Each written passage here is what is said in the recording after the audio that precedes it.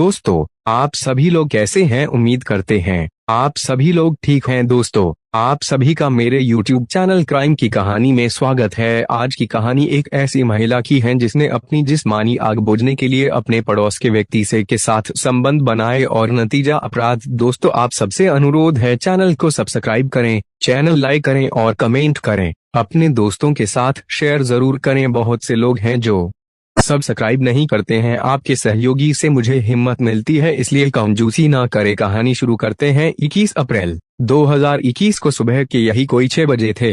तभी गांव सबरामपुरा के रहने वाले राकेश ओझा के घर से रोने की आवाज आने लगी।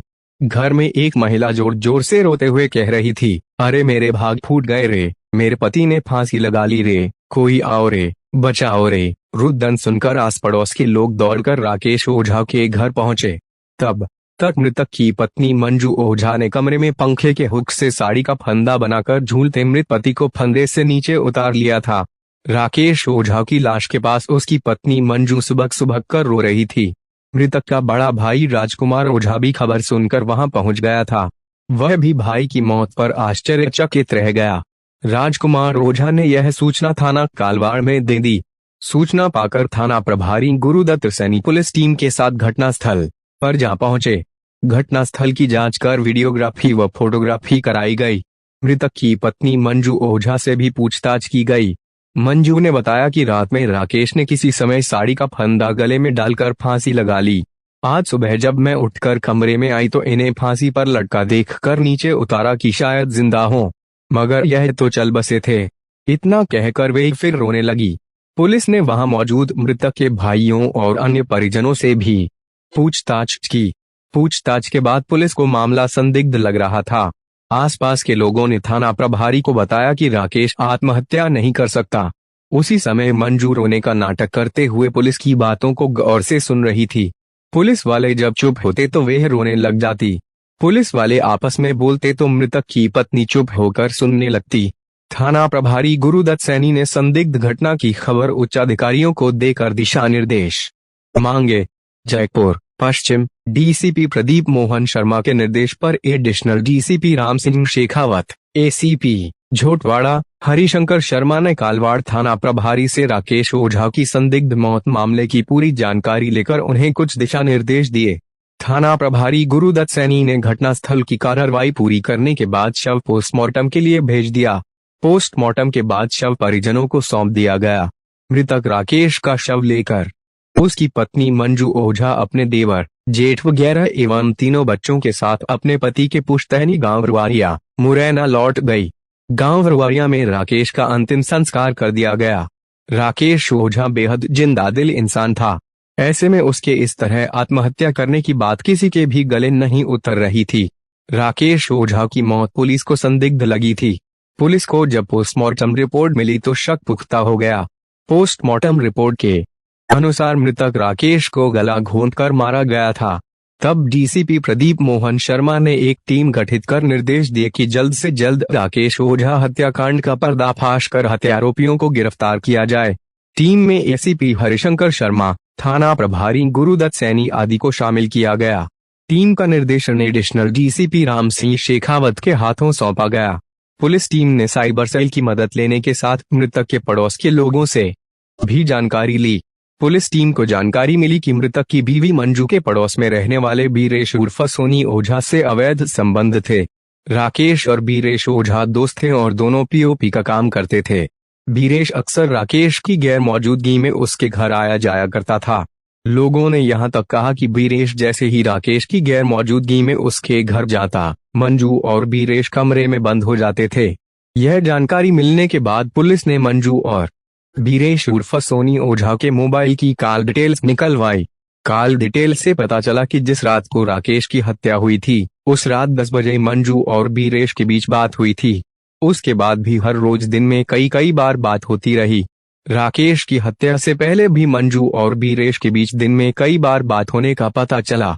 पुलिस को पुख्ता प्रमाण मिल गए थे कि राकेश की हत्या करके उसे आत्महत्या दिखाने की साजिश रची गई थी। इसके बाद पुलिस ने बीरेश ओझा की गिरफ्तारी के प्रयास शुरू किए, मगर वे कहीं चला गया था। कुछ दिन बाद वहां जैसे ही अपने घर आया, कांस्टेबल सुनील कुमार को इसकी खबर मिल गई। तब पुलिस ने 27 अप्रैल 2021 को उसे हिरासत में ले लिया। बीरेश को थाना कालवाड़ लाकर पूछताछ की गई। पूछताछ में वह ज्यादा देर तक पुलिस के सवालों के आगे टिक नहीं पाया और अपनी प्रेमिका मंजू ओझा के कहने पर राकेश ओझा की हत्या करने की बात स्वीकार कर दी। इसके बाद पुलिस ने मृतक की पत्नी मंजू को भी गिरफ्तार कर लिया। मंजू ओझा और बीरेश ओझा उर्फ सोनी से पूछताछ के बाद जो कहानी प्रकाश में आई वे इस प्रकार से है। राकेश ओझा मूल रूप से मध्य प्रदेश के मुरैना जिले के गांव रुवारिया का रहने वाला था। वह काफी पहले गांव से जयपुर आकर पीओपी का काम धंधा करने लगा था। राकेश की शादी मंजू से हुई थी। मंजू गोरे रंग की अच्छे नैनक्श की खूबसूरत युवती थी। शादी के कुछ महीने बाद राकेश पत्नी मंजू को भी अपने साथ जयपुर ले आया था। ये भी पढ़ें क्राइम स्टोरी फोटो से खुला हत्या का रहस्य। राकेश तीजानगर इलाके के सबरामपुरा में किराए का घर लेकर बीवी के साथ रहता था। वक्त के साथ मंजू 3 बच्चों की मां बन गई। इनमें एक बेटी और 2 बेटे हैं जिनकी उम्र 7 साल, 4 साल और 2 साल है। राकेश पीओपी का अच्छा कारीगर था, इस कारण उसकी मजदूरी भी अच्छी थी। वह महीने में 20 से 25 हजार रुपए आसानी से कमा लेता था। इस कारण उसके परिवार का गुजर बसर अच्छे से हो जाती थी। राकेश का छोटा भाई घनश्याम और बड़ा भाई राजकुमार भी जयपुर में काम करते थे। ये भी अपने परिवारों के साथ अलग-अलग किराए पर रहते थे। राकेश के पड़ोस में बीरेश उर्फ सोनी ओझा भी रहता था। बीरेश भी पीओपी का काम करता था, इसलिए दोनों दोस्त बन गए। बीरेश कुंवारा था और देखने में हैंडसम था। दोस्ती के नाते वह राकेश के घर आने जाने लगा। बीरेश की नजर राकेश की बीवी मंजू पर पड़ी तो वे उसके रूपयौवन पर मर मिटा। मंजू की उम्र उस समय 33 साल थी और वह उस समय 2 बच्चों की मां थी। इसके बावजूद उसकी उम्र 20 से 22 से ज्यादा नहीं लगती थी। मंजू का गोरा रंग व मादक बदन बीरेश की निगाहों में चढ़ा तो वह मंजू के इर्द गिर्द मंडराने लगा। बीरेश अक्सर मौका पाकर राकेश की गैर मौजूदगी में उसके घर आता और मंजू की खूबसूरती की तारीफें करता। मंजू समझ गई कि आखिर बीरेश उससे क्या चाहता है। राकेश ज्यादातर समय अपने काम पर बिताता और रात को घर लौटता तो खाना खाकर सो जाता। पत्नी की इच्छा पर वे ध्यान नहीं देता था। ऐसे में मंजू ने अपने से उम्र में 6 साल छोटे बीरेश से पहले नजदीकियां बढ़ाई और फिर अपनी हसरतें पूरी की। इसके बाद यह सिलसिला चलता रहा। बीरेश नई उम्र का जवान लड़का था, ऊपर से बेकुंवारा भी था। ऐसे में मंजू उसे पति से ज्यादा चाहने लगी। काफी समय तक दोनों लुट छिपकर गुलछरे उड़ाते रहे। किसी को कानों कान खबर नहीं हुई, मगर जब अक्सर राकेश की गैर मौजूदगी में बीरेश उसके घर आकर दरवाजा बंद करने लगा तो आसपास के लोगों में कानाफूसी होने लगी। इसी दौरान मंजू तीसरे बच्चे की मां बन गई। मंजू और बीरेश की बातें और आपस में व्यवहार देखकर राकेश को उनके संबंधों पर शक होने लगा था। ऐसे में राकेश को एक पड़ोसी ने इशारों में कह दिया कि बीरेश से दोस्ती खत्म करो, उसका घर आना बंद कराओ, यही तुम्हारे लिए ठीक रहेगा। इसके बाद राकेश ने मंजू से सख्ती करनी शुरू कर दी तो मंजू बौखला गई। उसकी आंखों में पति खटकने लगा। मौका मिलने पर मंजू अपने प्रेमी बीरेश से मिली। दोनों काफी दिनों बाद मिले थे। मंजू ने बीरेश से कहा, राकेश को हमारे संबंधों पर शक हो गया है। वह तुमसे बात करने की मनाही करता है, लेकिन मैं तुम्हारे बगैर जी नहीं पाऊंगी। राकेश हम दोनों को जीने नहीं देगा। ऐसा कुछ करो कि सांप भी मर जाए और लाठी भी न टूटे। मंजू, मैं भी तुम्हारे बिना जी नहीं सकता। राकेश को रास्ते से हटाकर हम दोनों शादी कर लेंगे। इसके बाद हम अपने हिसाब से मौज मजे से जिंदगी जिएंगे। बीरेश बोला, मैं भी तुमसे शादी करना चाहती हूँ, मगर यह राकेश की मौत के बाद ही संभव है। हमें ऐसी योजना बनानी है कि राकेश की हत्या को आत्महत्या साबित करें। बाद में जब मामला ठंडा पड़ जाएगा तब हम शादी कर लेंगे, मंजू ने कहा।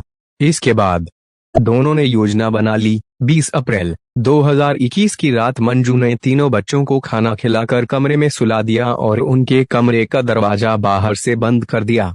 मंजू ने राकेश को खाने में नींद की गोलियां दे दी थीं, जिससे वह कुछ ही देर में गहरी नींद में चला गया। फिर रात 10 बजे मंजू ने बीरेश को फोन कर घर बुला लिया। बीरेश और मंजू राकेश के कमरे में पहुंचे। बीरेश ने राकेश के गले में कपड़ा लपेटकर कस दिया। थोड़ा छटपटाने के बाद वह मौत की आगोश में चला गया। राकेश मर गया। तब बीरेश और मंजू ने साड़ी राकेश के गले में लपेटकर उसके शव को पंखे के हुक से लटका दिया ताकि लोगों को लगे कि राकेश ने आत्महत्या की है।